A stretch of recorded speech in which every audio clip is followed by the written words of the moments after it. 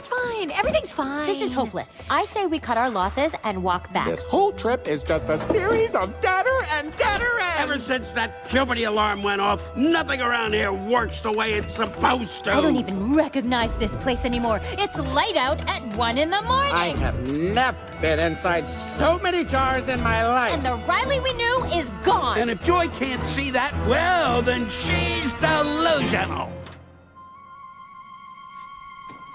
Delusional? Of course I'm delusional! Do you know how hard it is to stay positive all the time when all you folks do is complain, complain, complain? Jiminy mother loving toasters!